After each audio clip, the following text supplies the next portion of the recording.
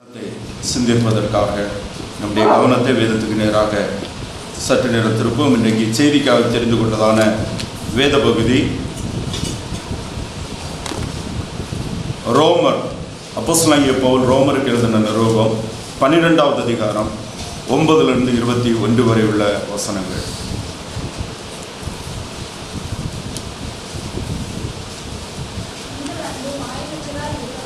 கொஞ்சம் நில்லுங்க, எல்லாரும் எடுக்கட்டும். ஒரு நிமிஷம் எல்லாருக்கும் டைம் கொடுத்து நம்ம வாசித்தா எல்லாருமே நம்ம கூட கவனிப்பாங்க. சரி, வாசிக்கலாம்.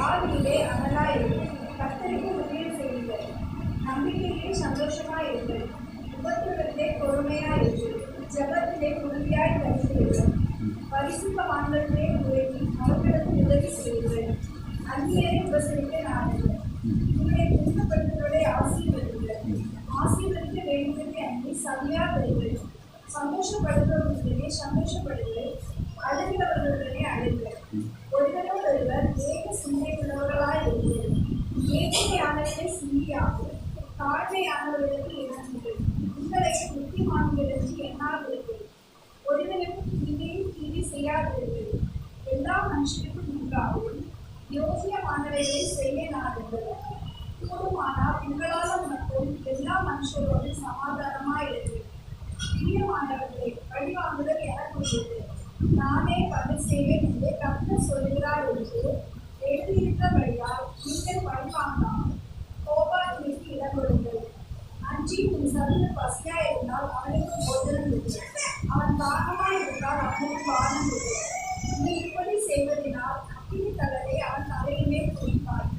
நீ தீமையினாலே வெல்லப்படாமல் தீமையை நன்மையினாலே வெல்லும். இந்த பகுதி நம்ம எல்லாருக்குமே ரொம்ப ஃபெமிலியரான பகுதி. வாசிப்பதற்கு எளிமையாக புரிந்து கொள்ளக்கூடிய, எந்த விதமான கடுமையான அர்த்தங்களோ அல்லது டீப்பாட்டு போவதுக்கு ஒன்றும் இல்லை.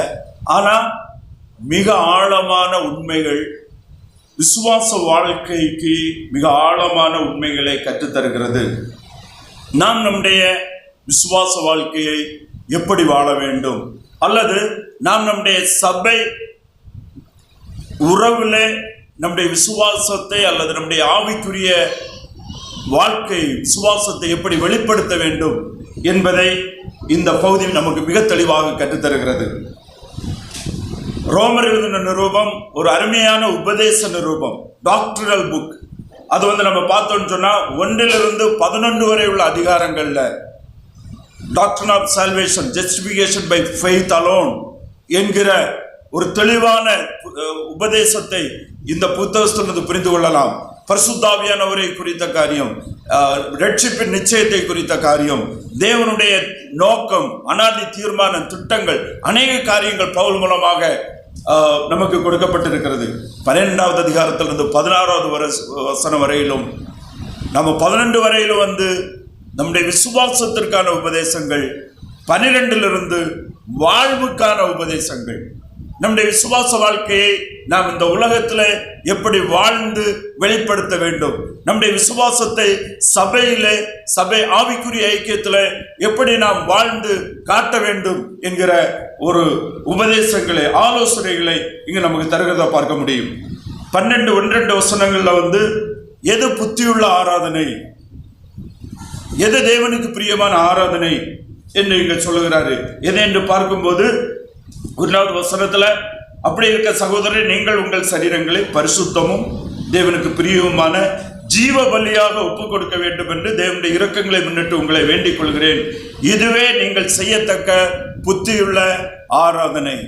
சாக்ரிஃபைசிங் செல்ஃப், தன்னை அர்ப்பணித்து உருக்கி தன்னை சுயத்தை இல்லாமாக்கி கிறிஸ்துவால் நிரப்பப்படுகிறது தான் புத்தியுள்ள ஆராதனை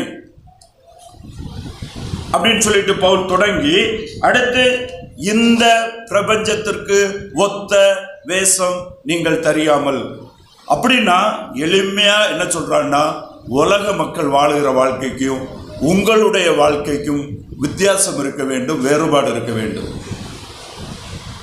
உலகத்துக்கும் மற்ற மக்கள் உலகத்தில் வாழுகிற வாழ்க்கை அவங்களுடைய தீர்மானங்கள், ஆலோசனைகள், எண்ணங்கள், செயல்களுக்கும் விசுவாசிகளாகிய உங்களுடைய வாழ்க்கைக்கும் வித்தியாசம் இருக்க வேண்டும். அதனுடைய வேஷம், சாயல் தனி. ரட்சிக்கப்பட்ட விசுவாசிகளுடைய வாழ்க்கை நடைமுறைகள் தனி, செப்பரேட்டடா இருக்க வேண்டும் என்பதை இந்த 1-2 வசனங்கள்ல தெளிவுபடுத்துகிறதான சொல்லுகிறதான அப்போஸ்தலனாகிய பவுல் 3 சில வசனங்கள்ல நாம் கிறிஸ்துவுக்கென்று வாழ்வதற்கு,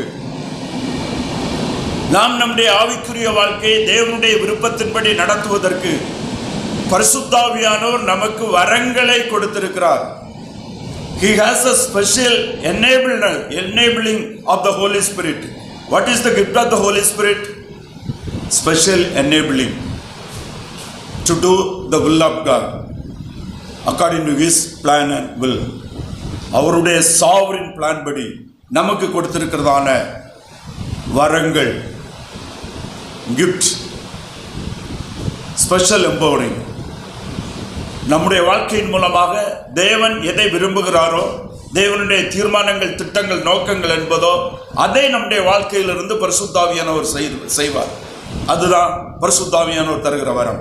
அந்த வரங்களை குறித்து அங்கே சொல்லுகிற அப்போஸ்தலனாகிய பவுல் இங்க 9 இருந்து நம்முடைய விசுவாச வாழ்க்கையை நாம் இந்த உலகத்துல அல்லது குறிப்பா இந்த பகுதியில் சபையில எப்படி நாம் நடைமுறைப்படுத்த வேண்டும் என்று இங்க சொல்லுகிறாரு. இந்த 9 இருந்து 21 வரை உள்ள வசனங்களை நீங்க நல்லா வாசித்து பார்த்தீங்கன்னு சொன்னா 2 விதமான மக்கள் அங்கே இருக்கிறத பார்க்க முடியும். எல்லா விசுவாசிக்கும் சபையில மினிமம் 2 விதம் அல்லது 3 விதம், 4 விதம், 5 விதம், 6 விதம். ஏன்னா நம்ம எல்லாருமே ஒவ்வொரு விதம், ஆவிக்குரிய பிரகாரமாக ஒவ்வொரு விதம், அனுபவ ரீதியாக மாம்ச வாழ்க்கையில் நம்முடைய குணாதிசயங்களின் அடிப்படையில் நம்ம எல்லாருமே டிஃப்ரெண்ட் மைண்ட் செட்ஸ், வித்தியாசமான எண்ணங்கள். இப்போ ஒரு காரியத்தை சொல்லி உங்களுடைய ஒப்பீனியனை சொல்லுங்கன்னா எல்லாருக்கும் ஒவ்வொரு வித்தியாசமான ஒப்பீனியன்ஸ் இருக்கும். சில கருத்துக்களில் சிலர் ஒன்றிணைந்து கொள்வாங்க, சில கருத்துக்களில் மற்றவங்களை என்ன செய்ய மாட்டாங்க, ஒன்றிணைய மாட்டாங்க. வேறுபட்ட மனநிலை, வேறுபட்ட சிந்தனை, வேறு ஒவ்வொருவருக்கும் சுய விருப்பங்கள், அப்படிப்பட்ட நிலைமை உள்ளவங்க எல்லாருமே ஆவிக்குரிய வாழ்க்கையில எல்லாருமே அது மாதிரி வித்தியாசமான வளர்ச்சி, வித்தியாசமான அனுபவம், இன்னும் ஆவிக்குரிய வரங்களின் அடிப்படையில் முக்கியத்துவங்கள். சிலர் ஜெபத்துல ரொம்ப வாஞ்சை உடையவங்களாக இருப்பாங்க, சிலர் செயல்படுகிறதுல, சந்திக்கிறதுல, பேசுறதுல ரொம்ப உற்சாகம் உடையவங்களா இருப்பாங்க, சிலர் உதவி செய்கிறதுல உற்சாகம் உடையவங்களா இருப்பாங்க. அப்படி பல நிலைமைகள்ல, பல வித்தியாசமான நிலைமைகள்ல இருப்பாங்க. அப்போ இந்த செயல்பாடுகளின் அடிப்படையில் கூட சபையிலும் நாம் வாழுகிற மக்கள் மத்தியிலும் டிஃப்ரெண்டான காரியங்கள், வித்தியாசமான மனநிலையில் உள்ள மக்கள் இருப்பாங்க.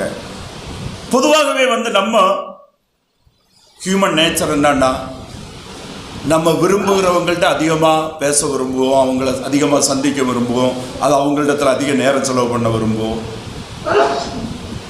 நம்ம சிலவங்களிடத்துல சில காரியங்கள் நம்ம விருப்பம் குறைவாக இருக்கு. இல்லைன்னா சில பீப்புள் கொஞ்சம் டிஃபிகல்ட்டாக இருப்பாங்க. குறிப்பாக பார்த்தீங்கன்னா இங்கே 2 விதமான பீப்புளை பற்றி சொல்லுகிறாரு, பீசபிள் அண்ட் டிஃபிகல்ட் பீப்புள். பீசபிள்னா எல்லாத்தையும் சமாதானமாக எல்லாத்தையும் பேசி எல்லாத்தையும் கலவலப்புனா, அவர் இன்னைக்கு வரலன்னா சர்ச்சை தூங்கிடும் அப்படிங்கிற அளவில் ஒரு இன்வால்மெண்ட்டோடு இருப்பாங்க. பேசுனாலும் அதுக்கு தெளிவான நல்ல ஒரு நேரடியான பதில் அப்படியெல்லாம் கிடைக்கும். சிலவங்க அப்படி இல்லை, கொஞ்சம் டிஃபிகல்ட்டாக இருப்பாங்க. அவங்களும் நல்லவங்களாக தான் இருப்பாங்க, ஆனால் அவங்களுடைய செயல்பாடுகள் கொஞ்சம் வித்தியாசமாக இருக்கும். அப்படி பல நிலைமையான நிலைப்பாடுகளையும் நிலைமைகளையும் வளர்ச்சிகளையும் வித்தியாசங்களையும் உடைய சபையாக தான் எந்த சபையுமே இருக்கும். ஆனா சபை வாழ்க்கையில நம்முடைய விசுவாசத்தை, நம்முடைய ஆவிக்குரிய நிலைப்பாடுகளை எப்படி மற்றவர்களுக்கு பிரயோஜனமாக செயல்படுத்த வேண்டும் என்கிறதான ஒரு நல்ல ஆலோசனையை இங்கே பரிசுத்த ஆவியானவர் மூலமாக அப்போஸ்தலனாகிய பவுல் அன்றைக்கு ரோம சபைக்கு, இன்றைக்கு நம்முடைய சபைக்கு நமக்கு தருகிறார் என்பதை நாம் பார்க்க வேண்டும். அதிலிருந்து சில காரியங்களை நம்ம சிந்திக்க இருக்கிறோம். முதலாவதாக நம்ம பார்க்கும்போது 9வது வசனத்துல, உங்கள் அன்பு மாயமற்றதா இருப்பதாக தீமையை வெறுத்து நன்மையை பற்றி கொண்டிருங்கள். சகோதர சிநேகத்திலே ஒருவர் மேல் ஒருவர் பட்சமாயிருங்கள். கனம் பண்ணுகிறதிலே ஒருவருக்கு ஒருவர் முந்திக் கொள்ளுங்கள். ஸோ இங்கே நம்ம முக்கியமாக 2 காரியங்களை, உங்களுடைய அன்பு மாயமற்றதா இருப்பதாக.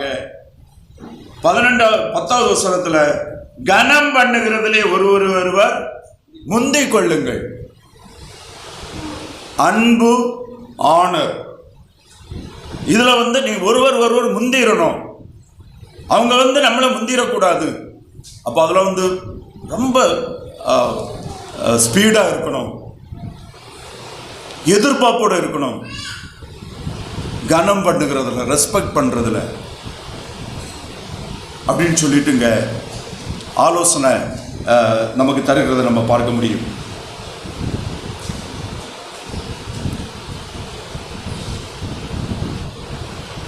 அன்பு மாயமற்றதாக, உங்கள் அன்பு மாயமற்றதாக இருப்பதாக தீமை வெறுத்து நன்மையை பற்றி கொண்டிருந்தேன். மாயமற்ற அன்பு எப்படிப்பட்டதாக இருக்கும்? மாயமற்ற அன்பு எப்படி, என்ன கிரியைகளை, என்ன செயல்பாடுகளை செய்யும்? மாயமற்ற அன்பு ஒருவருடைய கஷ்டங்களில், ஒருவருடைய நெருக்கங்களில், ஒருவருடைய காயத்தில், கஷ்டங்களை உதவி செய்கிறது, காயங்களை தேற்றுதல். சரீர காயத்தை விட இன்றைக்கு மன ரீதியாக காயப்படுத்துகிற சமூகத்தில் நாம் வாழ்ந்து கொண்டிருக்கிறோம். நம்முடைய வார்த்தைகள் மிகவும் கருத்தாய், கவனமாய் இருக்க வேண்டும். இன்றைக்கு சிலர் மற்றவங்களை காயப்படுத்தி பேசுறதுல, மற்றவங்களை காயப்படுத்துகிற வார்த்தைகளை பேசி சந்தோஷப்பட்டு கொள்வாங்க. நான் உங்களிடத்தில் ஒரு கேள்வி கேட்டேன், அது அவங்களுக்கு நல்லா தச்சிருக்கும், குத்தி இருக்கும் அப்படின்னு சொல்லி பெருமையாக பேசக்கூடிய மக்கள் மத்தியில் நம்ம வாழுகிறோம். விசுவாசிகளை குத்துகிறதற்கும் தைப்பதற்கும் நாம் ஊசியா இருப்பதற்கல்ல, காயங்களை ஆற்றக்கூடிய நல்ல ஸ்பாஞ்சாட்டு நம்முடைய வார்த்தைகள் இருக்க வேண்டும். முள்களாக நம்முடைய வார்த்தைகள் இருக்கக்கூடாது. காயத்தை தேற்றக்கூடிய ஸ்பாஞ்ச் போன்ற வார்த்தைகள், குணப்படுத்தக்கூடிய வார்த்தைகள், ஆறுதலின் வார்த்தைகள் நம்மிடத்தில் இருக்க வேண்டும். இனி அநேக காரியங்களை நம்ம ஒரு ஆட்டத்தில் விசாரிக்கும் போது ரொம்ப ஜாக்கிரதையாக இருக்கணும். தெரியாமல் சில காரியங்கள் நடந்து விடலாம். யாருடைய பலவீனங்களையும், யாருடைய தோல்விகளையும், யாருடைய இயலாமைகளையும் 4 பேர் நிற்கிற இடத்துல லவுடா பேசாதுங்க, சத்தமா பேசாதுங்க. நிறைய விஷயங்கள் நாம் அவைகளை நெகட்டிவான காரியங்களை பேசுகிற நிறுத்தி அதற்காக ஜெபிக்கிறவங்களாக இருப்போம். அதற்கு உங்களிடத்துல பாசிட்டிவான, நேர்மான, தேர்தலான வார்த்தைகள் ஜெபித்து நீங்க கர்த்தரிடத்திலிருந்து பெற்று அந்த வார்த்தைகளை போய் அவரிடத்துல பேசி தேற்றுகிறவர்களாக இருப்போம். நம்முடைய வார்த்தைகள் ஆயில்மெண்டாக, ஆயிலாக இருக்க வேண்டும்.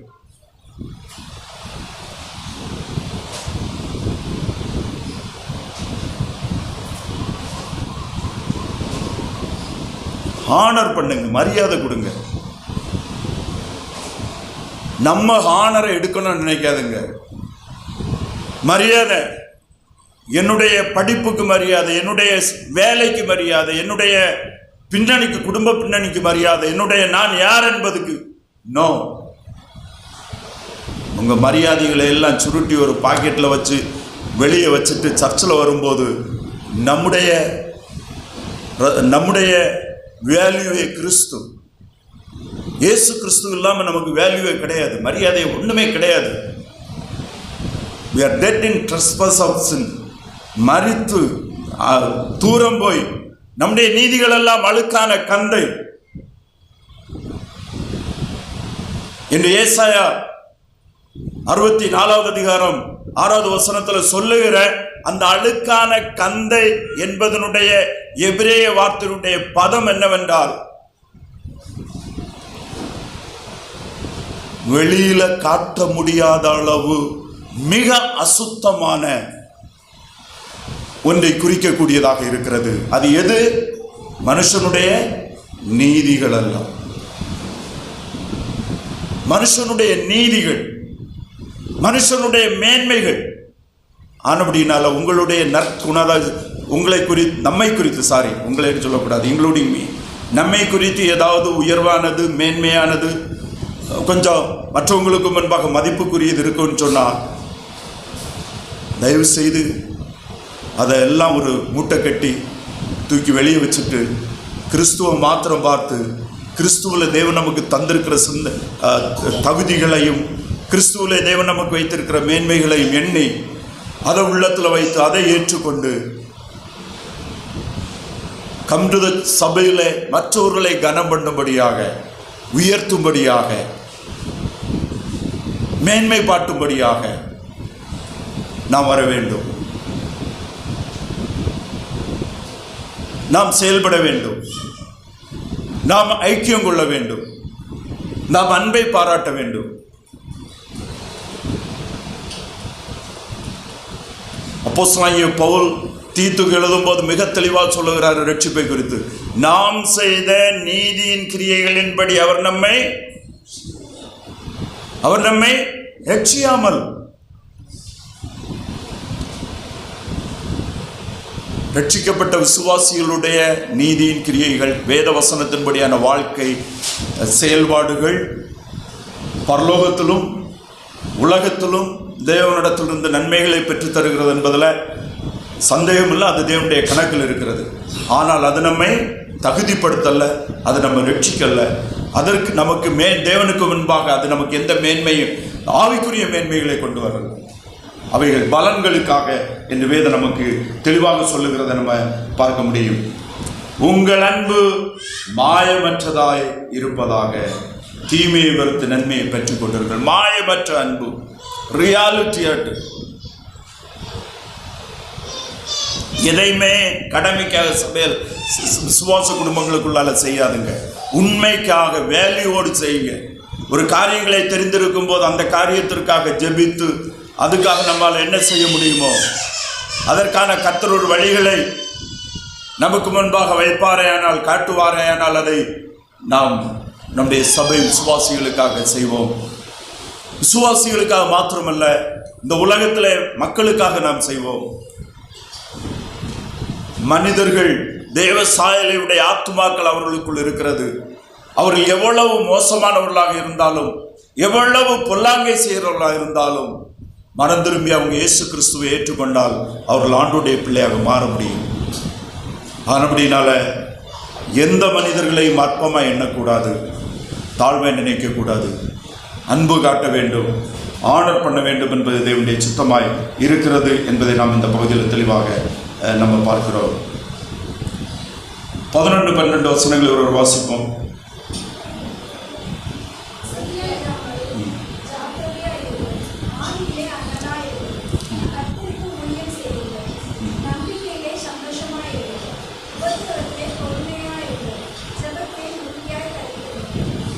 அசதியாயிராமல் ஜாக்கிரதையாயிருங்கள், ஆவியிலே அனலாயிருங்கள், கர்த்தருக்கு ஊழியம் செய்யுங்கள்.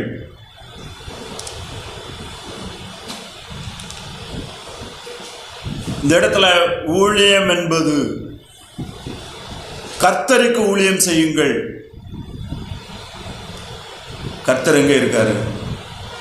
கர்த்தருடைய பிள்ளைகளுக்கு ஊழியம் செய்யுங்கள். கர்த்தருடைய பிள்ளைகளுக்கு ஊழியம் செய்யுங்கள். கர்த்தருடைய பிள்ளைகளை உபசரியுங்கள். நாம் தேவனுடைய குடும்பத்தார், அவருடைய பிள்ளைகள். We are the family of God. ஆனபடினால விசுவாச குடும்பங்களுக்கு ஊழியம் செய்யுங்கள்.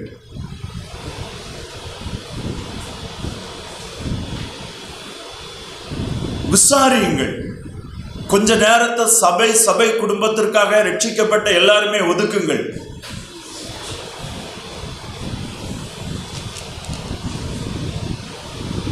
இன்னைக்கு அநேக விசுவாசிகளுக்கு ஞாயிற்றுக்கிழமை ஆராதனையில் கலந்து கொண்டு அவங்க நல்ல சபை குடும்ப விசுவாசின்னு நினைக்கிறாங்க. ஞாயிற்றுக்கிழமை இல்லாத நாட்களில் கொஞ்ச நேரமாவது சபை குடும்பங்களுக்காக, விசேஷமாக சபை கர்த்தருடைய வீடு, கர்த்தருடைய குடும்பங்களுக்காக நாம் ஒதுக்க வேண்டும். ஜெபிக்கிறதிலும் செயல்படுகிறதிலும் நம்முடைய பொருளாதார வருமானத்தில் ஒரு பகுதி சபைக்கு கொண்டு வர வேண்டும். ஏனென்றால் சபை நம்முடைய தாராளமான கொடுக்கையின் மூலமாக, சபையின் மூலமாக ஊழியம் நிறைவேற வேண்டும். ஆனால் அது மாத்திரம் போதாது.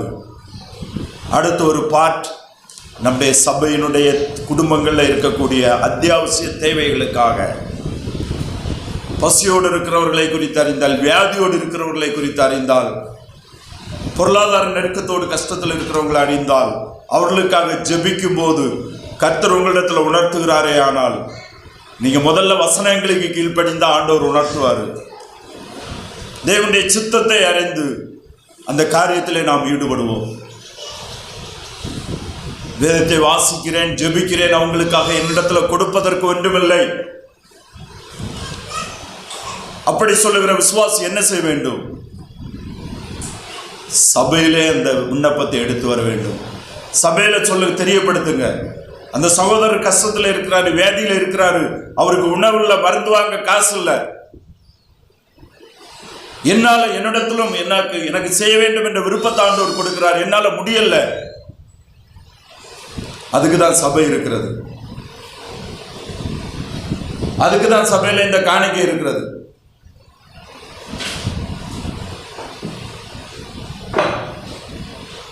சபைக்கு தெரியப்படுத்துங்கள் என்று வேதம் சொல்லுகிறது. சபைக்கு தெரியப்படுத்துங்கள். சபையிலே கிறிஸ்து மகிமைப்படும்படியாக நாம் செயல்படுகிறவர்களாக, நாம் கிறிஸ்துவிலே கிறிஸ்துவின் உடன் ஊழியர்களாக, we are workmanship of Christ, சேர்ந்து செயலாற்றும்படியாக அழைக்கப்பட்டிருக்கிறோம். அநேகருக்கு என்னன்னா, காணிக்கை பெட்டியில் போட்டதோட எனக்கு வேலை முடிஞ்சு, அதில் இருக்கிற ஒவ்வொரு காசும் செலவு பண்ணுகிறது வரையிலும் உங்க வேலையும் உண்டு.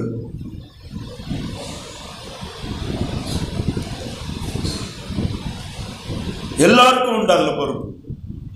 நம்ம எல்லாரும் இணைந்து கர்த்தருக்காக நாம் செயல்படும்படியாக அழைக்கப்பட்டிருக்கிறோம்.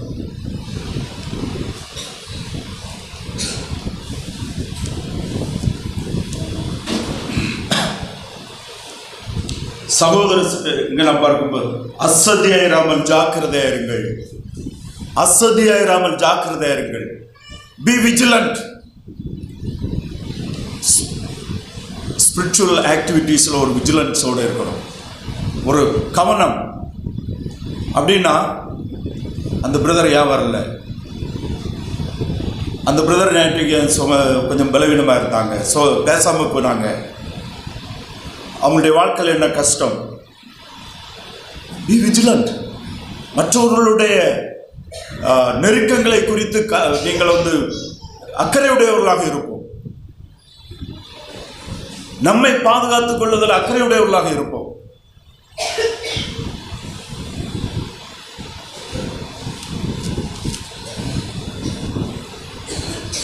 நம்பிக்கையிலே சந்தோஷமாயிருங்கள், உபத்திரவத்திலே பொறுமையாயிருங்கள், ஜெபத்திலே உறுதியாய் தரித்திருங்கள். நம்பிக்கையிலே சந்தோஷமாயிருங்கள்.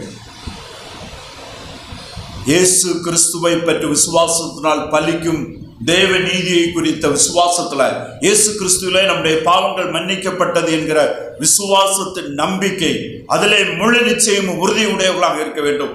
நாம் யார்? நம்முடைய குடியிருப்பு எங்கே இருக்கிறது? நம்முடைய நிரந்தர குடியிருப்பு எது? நாம் இந்த உலகத்துக்குரியவர்கள் அல்ல.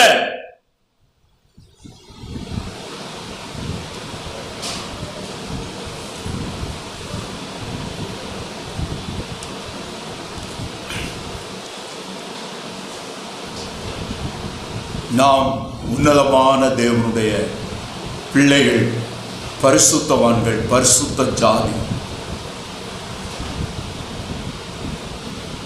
நம்முடைய குடியிருப்போ பரலோகத்தில் இருக்கிறது. அங்கிருந்து நம்முடைய இரட்சகரும் ஆண்டவருமாய் இயேசு கிறிஸ்து நம்மை சேர்த்து கொள்ள வரும்படியாக காத்து கொண்டிருக்கிறோம். அதுதான் நம்பிக்கை. நாம் மரித்தாலும் உயிரோடு இருந்தாலும் அவருடைய வருகையிலே நாம் எடுத்துக்கொள்ளப்படுவோம். அவர் நம்மை தம்மோடு சேர்த்துக் கொள்ளுவார். நாம் நித்தியத்தில் அவரோடு கூட வாழுவோம் என்கிற அந்த நம்பிக்கையில நாம் உறுதியுடையவர்களாக இருப்போம். அதில் எந்த விதமான மாற்றமும் இல்லை. 11வது வசனத்துல நீங்க பாருங்க, பரிசுத்தவான்களுடைய குறைவில் அவர்களுக்கு உதவி செய்யுங்கள், அந்நியரை உபசரிக்க நாடுங்கள். இந்த வசனத்தை வச்சு நிறைய பேர் படம் சம்பாதிச்சுட்டு இருக்கிறாங்க. இந்த வார்த்தையை வச்சு பரிசுத்தவான்களுடைய குறைவில் அவர்களுக்கு உதவி செய்யுங்கள் என்று, நாங்கள் தான் பரிசுத்தவான்கள் என்று சொல்லி இன்றைய அநேகர்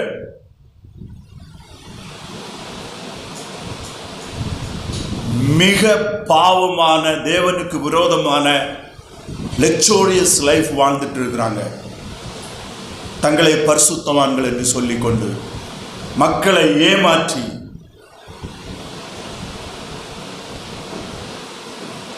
நீ தரலன்னா ஆண்டவர் ஒன்று அடிச்சு போடுவார்னு சாபம் போட்டு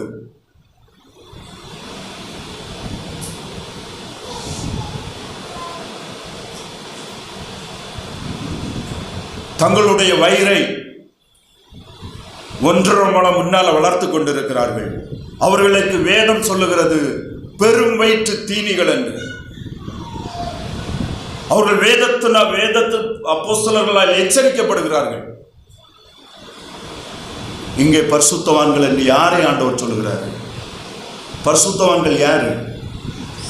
பரிசுத்தவான்கள் யாரு? நீங்கள் தான், நாம் தான். கிறிஸ்து இயேசுவுக்குள் நாம் பரிசுத்தமாக்கப்பட்டவர்கள், நீதிமான்களாக்கப்பட்டவர்கள். இந்த இடத்துல பரிசுத்தவான்கள் என்று விசுவாசிகளை சொல்லுகிறார். விசுவாசிகளுடைய தேவைகளை அவர்களுக்கு உதவி செய்யுங்கள். அவர்களுடைய குறைவுகளை அறிந்து அவர்களுக்கு உதவி செய்கிறவர்களாயிருங்கள். அந்நியரையும் உபசரிக்க நாடுங்கள். நீங்க மட்டும் விட்டுறாதுங்க. சபைக்கு பொறுப்பு. அந்நியரையும் என்ன செய்யுங்க? உபசரிங்க.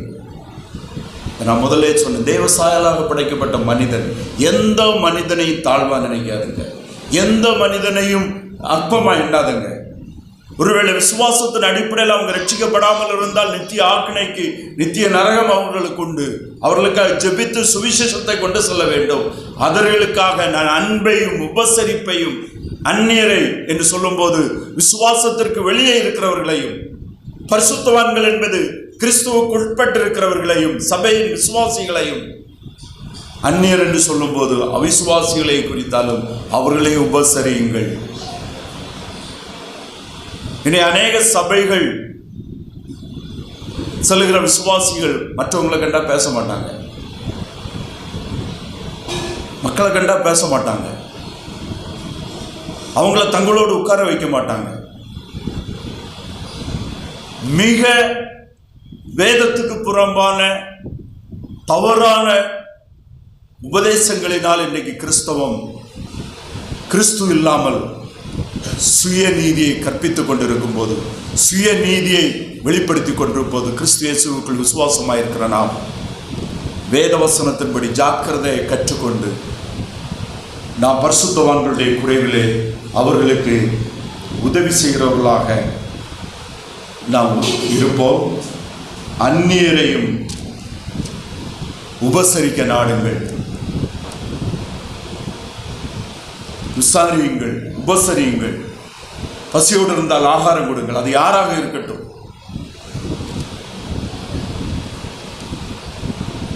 ஒருவர் வியாதியோடு இருந்தார், அவர்களுக்கு மருந்துக்கான காரியங்களை நீங்கள் செய்யுங்கள். அவர்களுக்காக 1 மணி நேரம் செலவு பண்ணுங்கள்.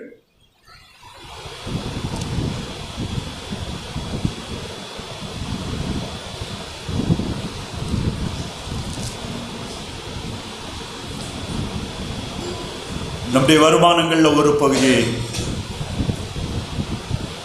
தேவையோடு இருக்கிற விசுவாசிகளுக்காக, பரிசுத்தவான்களுக்காக, நாம் வாழுகிற சமூகத்தில் பக்கத்தில் நாம் தெரிந்தவர்களாக இருக்கிற அந்நியர்களுக்காக நாம் செலவு பண்ணுவோம். பரலோகத்திலே நம்முடைய பொக்கிஷங்கள் நமக்கு நிறைவாக இருக்கும்படி பரலோகத்தின் தேவன் இந்த உலகத்திலே நம்முடைய வாழ்க்கையின் மூலமாக மகிமைப்படும்படியாக கர்த்தருக்கென்று இவைகளை செய்வோம். 14-15 வசனத்தில் நாம் பார்க்கும்போது, உங்களை துன்பப்படுத்துகிறவர்களை ஆசீர்வதியுங்கள், ஆசீர்வதிக்க வேண்டியது என்று சபையாதிருங்கள், சந்தோஷப்படுகிறவருடைய சந்தோஷமாயிருங்கள், அருவருடனே கூட அழுங்கள் என்று சொல்லுகிறார். அதாவது நாம் மக்களோடு இணைந்து வாழுவோம்.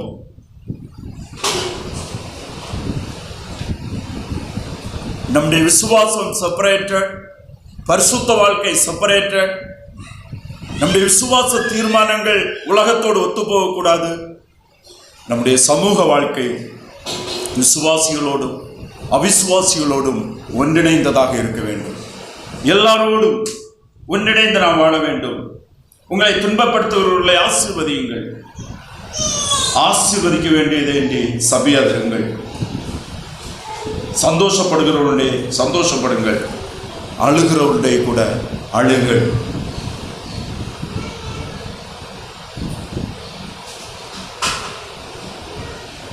Bless the people. இந்த இடத்துல ஆசீர்வதியுங்கள், பிளஸ் பண்ணுறதுங்கிறது என்னன்னா, அவர்களுடைய இருதயமும் மனமும் சந்தோஷப்படக்கூடிய வார்த்தைகளை பேசுங்கள். என்னை அநேகர் பிளஸ் பண்ண சொல்லியிருக்காருன்னு தலையில கை வச்சுட்டு போயிட்டே இருப்பாங்க. தலையில கை வச்சு ஆசீர்வதிக்கன்னு சொன்னா ஒன்றும் நடக்காது. அவங்களுடைய உள்ளம் மனம் சந்தோஷப்படக்கூடிய நல் வார்த்தைகளை, உற்சாகத்துக்குரிய வார்த்தைகளை, ஆசீர்வாதமான வார்த்தைகளை, அவங்களுடைய மனதை தூக்கி விடக்கூடிய வார்த்தைகளை மற்றவர்களோடு பேசுங்கள் என்பதுதான் அதனுடைய பொருள். பாராட்டுங்கள்.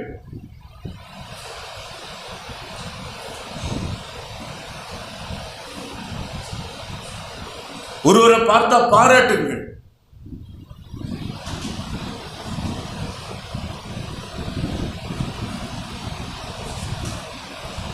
எப்போ நம்ம ஆசீர்வதிப்போம், எப்போ நம்ம அதை மற்றவர்களுடைய ஆசீர்வாதம் வார்த்தை பேசுவோம்? நம்மை தாழ்த்தி பிறருடைய மேன்மையை நாடும் போதுதான் இந்த பாராட்டுக்கான வார்த்தைகள் நம்முடைய வாயிலிருந்து புறப்பட்டு வரும் என்பதை நம்ம பார்க்க முடியும். அடுத்து நம்ம பார்க்கும்போது இது பொதுவாக நம்ம எல்லாம் சந்தோஷமாக இருந்தோம். டிஃபிகல்ட் பீப்புள், கொஞ்சம் கஷ்டமான மக்களோடு இருப்பாங்க. நமக்கு அவங்களோடு நம்ம எப்படி வாழணும்?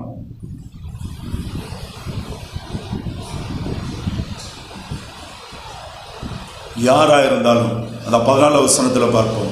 அவங்க நல்லவங்க கெட்டவங்க இல்லை, யாராக இருந்தாலும் நாம் அவர்களோடு நன்மையானவைகளை பேசுவோம், ஆசீர்வாதமானவைகளை அவர்களோடு பேசுவோம், மேன்மையானதை பேசுவோம், பாராட்டுவோம். அதைத்தான் வேதம் நமக்கு கற்றுத்தருகிறது. 17வது வசனத்தை ஒருவர் வாசிப்போம். ஒருவனுக்கு தீமைக்கு தீமை செய்யாதிருங்கள், எல்லா மனுஷருக்கு முன்பாகவும் யோக்கியமானவைகளை செய்ய நாடுங்கள்.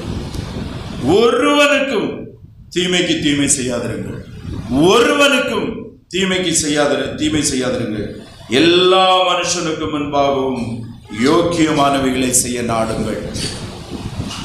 அப்படின்னா என்ன? இதுக்கு இந்த செயல்படுத்துவதற்கு பின்னால் என்ன இருக்கணும்? Forgive the people. தீமையை, நமக்கு எதிராக செய்த தவறுகளை மன்னியுங்கள். மன்னிக்கக்கூடிய மனம் இல்லாம இருந்தா நீங்க தீமைக்கு தீமை தான் செய்வீங்க. மன்னிக்க முடியும்னு சொன்னா மன்னித்தாதான் தீமைக்கு நன்மையை செய்ய முடியும். ஒருவருக்கு தீமைக்கு தீமை செய்யாதிருங்கள். ஒருவருக்கு தீமைக்கு தீமை செய்யாதிருங்கள். எல்லா மனுஷனுக்கு முன்பாகவும் யோக்கியமானவைகளை செய்ய நாடுங்கள்.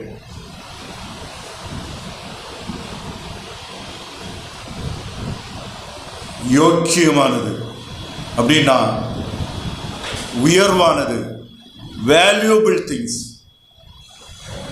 Respected things, honourable things.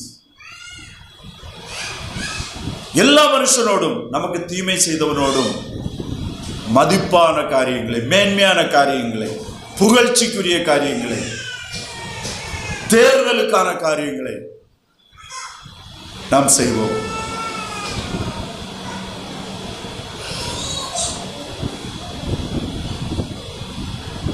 பதினெட்டாவது வசனத்தை ஒரு வாசிப்போம். கூடுமானால் உங்களால் ஆன மட்டும் எல்லா மனுஷரோடும் சமாதானமாய் இருங்கள். கூடுமானால் உங்களால் ஆன மட்டும் எல்லா மனுஷரோடும் சமாதானமாயிருக்க இருங்கள். ஆனா நீங்க பாத்தீங்கன்னு சொன்னா இந்த வசனத்துல மட்டும்தான் ஒரு சாய்ஸ் கொடுத்திருக்காரு. கூடுமானால். Even God knows that it is impossible. எல்லாரோடும் சமாதானமாய் வாழ்வது கூடாத காரியம். அதான் ஒரு சாய்ஸ் கொடுத்திருக்கிறார். கூடுமானால் உங்களாலான மட்டும். ஆனா இது நீங்க பாத்தீங்கன்னா முடியாத, ஆண்டவர் அதை அனுமதிச்சிருக்காரு, விட்டுட்டு போவதுக்கு இல்லை. முடிஞ்ச அளவு நீங்க என்ன செய்யுங்க, முயற்சி பண்ணுங்க எல்லாரோடும் சமாதானமாக இருப்பதற்கு. இந்த காரியத்தை நம்ம எப்படி எடுத்துக்கொள்ள வேண்டும் என்றால், சரி ஆண்டவர் அறிந்திருக்கிறார், என்னால் முடியாது, நான் போயிடுறேன், இவன் சரியில்லாதவன் இவன் அப்படின்னு விட்டுறதுக்கல்ல. Work hard, labour with the Holy Spirit. நம்மில் வாசம் பண்ணுகிற பரிசுத்த ஆவியானவரோடு நாம் முடியாது என்கிற காரியத்திலும், முடியாது என்கிற நபரிடத்திலும் சமாதானமாய் போவதற்கு, சந்தோஷமாய் வாழ்வதற்கு அப்போஸ்தலனாகிய பவுல் என்ன சொன்னாரு? என்னை பலப்படுத்துகிற கிறிஸ்துவனாலே எல்லாவற்றையும் செய்ய எனக்கு பலன் உண்டு. அப்படின்னா முடியாது என்று நினைக்கிற நபரிடத்திலும் முடியும் என்று தேவன் மாற்றுவார் என்ற விசுவாசத்தோடு அதற்காக நம்ம முயற்சி எடுத்துட்டு இருப்போம். கர்த்தர் இருதயங்களை அறிகிறவர். நீதிபதி சாலமோன் சொல்லுகிறாரு, மனுஷனுடைய இருதயங்களை கர்த்தர் நீர்க்கால்களை போல ஓட பண்ணுகிறார். நம்முடைய விருப்பங்கள் கர்த்தருக்கு மகிமையாக உண்மையானதாக இருக்கும்போது எந்த மனிதனுடைய இருதயங்களையும், எந்த மனுஷனுடைய மனதையும் கர்த்தருக்கு மகிமையாக, அவருக்கு புகழ்ச்சியாக, எந்த மனுஷனோடு சமாதானமாய் போகும்படி கர்த்தர் மாற்ற வல்லமையுடையவராக இருக்கிறார் என்ற விசுவாசத்தோடு கர்த்தருக்கு நம்மை ஒப்பு கொடுத்து அதற்கு ஆயத்தமாக இருப்போம். ஆனால் நாம யாரையுமே என்ன செய்யக்கூடாது, குற்றப்படுத்தி கண்டம் பண்ண வேண்டாம். கடைசியாக 19 இருந்து 22 வரை உள்ள வசனங்களை ஒரு வாசிப்போம். பிரியமானவர்களை, பழிவாங்குதல் எனக்குரியது, நானே பதில் செய்வேன் என்று கர்த்தர் சொல்லுகிறார் என்று எழுதியிருக்கிறபடியால் நீங்கள் பழிவாங்காமல் கோபாக்கினைக்கு இடம் கொடுங்கள். அன்றியும் உன் சத்துரு பசியாயிருந்தால் அவனுக்கு போஜனம் கொடு, அவன் தாகமாயிருந்தால் அவனுக்கு பானம் கொடு. நீ இப்படி செய்வதனால் அக்கினி கடலை அவன் தலையின் மேல் குவிப்பாய். நீ தீமையினாலே வெல்லப்படாமல் தீமையை நன்மையினாலே வெல்லு.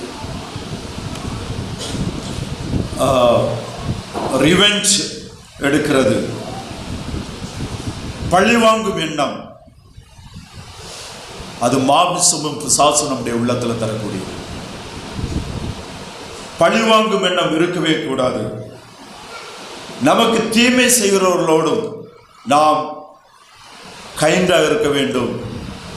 அவர்களோடு நாம் அவங்களுக்கு பொல்லாப்பு செய்யக்கூடாது, தீமை செய்யக்கூடாது. என்பது தேவனுடைய சித்தம். அதாவது நாம் விசுவாசிகள் பழிவாங்க வேண்டும் என்று நினைத்தார், தீமைக்கு தீமை செய்ய வேண்டும் என்று நினைத்தார், அது அவனுக்கு சாதகமாக மாறுகிறது. கர்த்தரிடத்தில் விட்டுவிட்டால்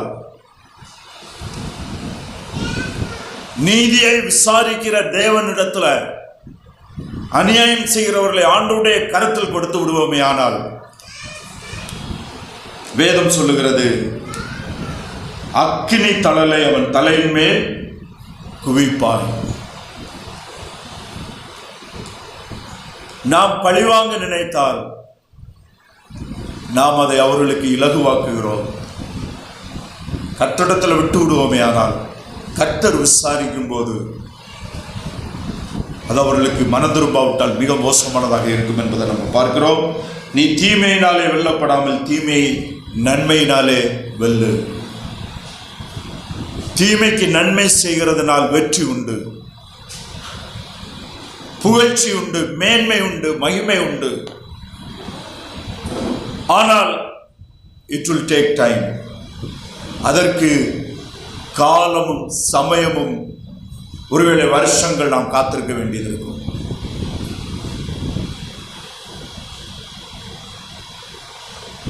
கர்த்தர் பதில் செய்கிறவர், கர்த்தர் விசாரிக்கிறவர். கர்த்தர் யாருடைய பொருளை எடுத்துவிட அனுமதிக்க மாட்டாரு. யாரையும் தீமையாக நாம் பழிவாங்கி நாம் பாதிக்கப்பட்டோமே ஆனால் நம்முடைய பாரங்கள் கர்த்தருடைய சமூகத்தில் போகும்போது அதற்கு பதில் கிடைக்கும்.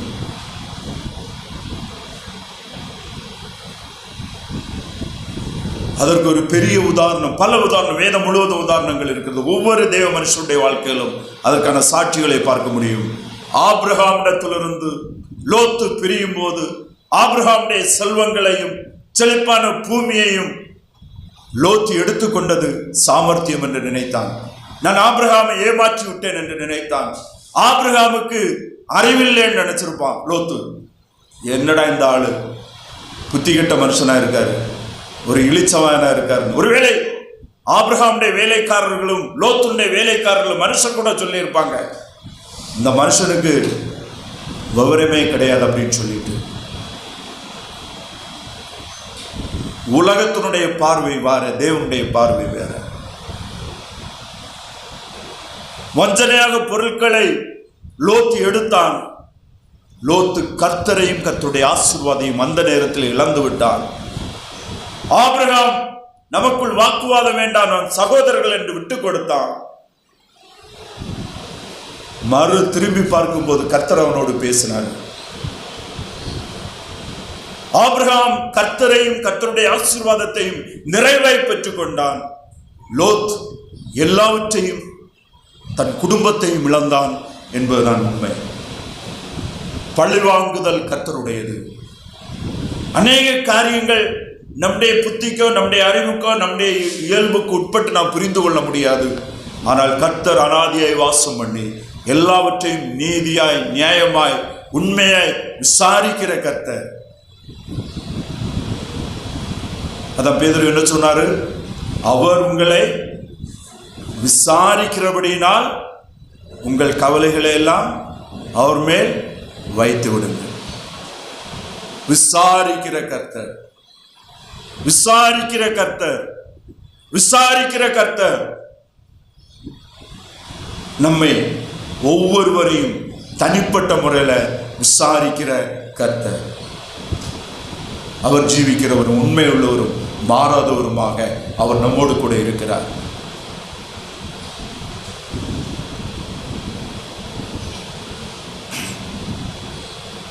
நாம் இந்த உலகத்தில் நம்முடைய சபையில் நல்ல மனிதர்கள், அன்பானவர்கள், நாம் விரும்பக்கூடியவர்கள், சமயம் செலவு பண்ண வேண்டும் என்று விரும்புகிறவர்கள்.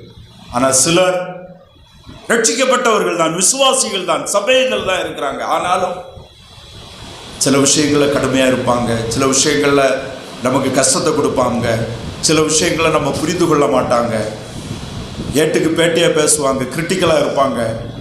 மக்களுடைய மனநிலைகள் அநேக வித்தியாசங்கள் இருக்கலாம்.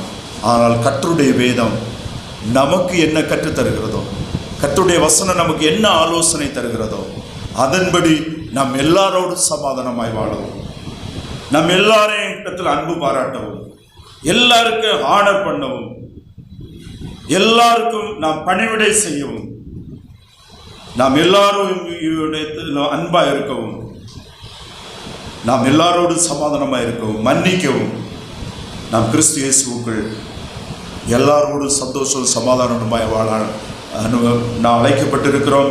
பழி வாங்குவதற்கோ, தீமைக்கு தீமை செய்வதற்கோ, அல்லது சபிப்பதற்கோ, அல்லது வெறுப்பதற்கோ தேவன் நமக்கு அனுமதி தரவில்லை.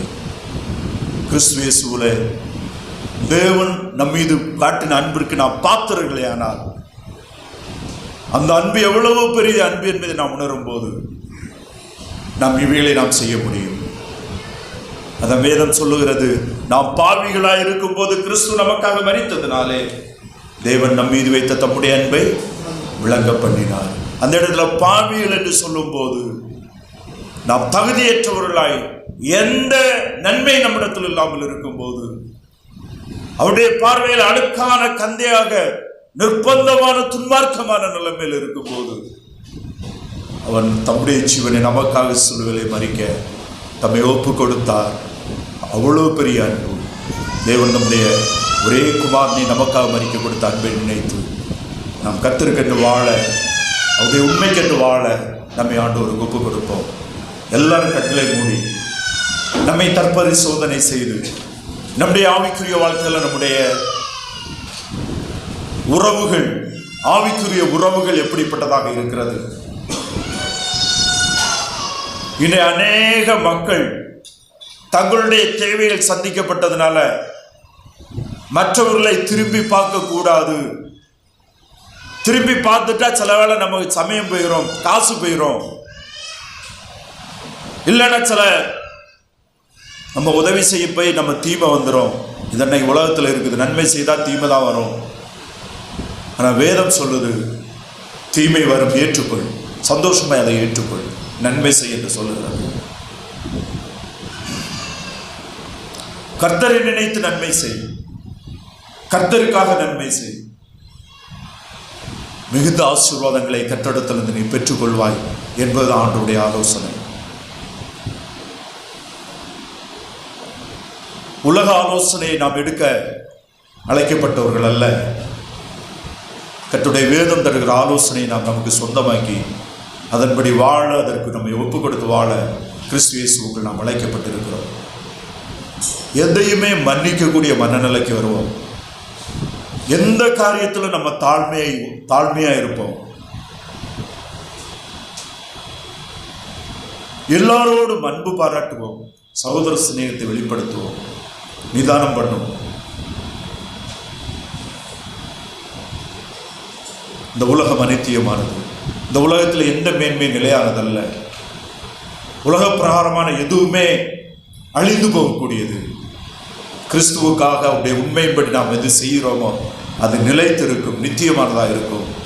அது நம்மோடு கூட கடந்து வரும் பரலோகத்திற்கு என்ற விசுவாசத்தோடு நாம் செயல்படுவோம்.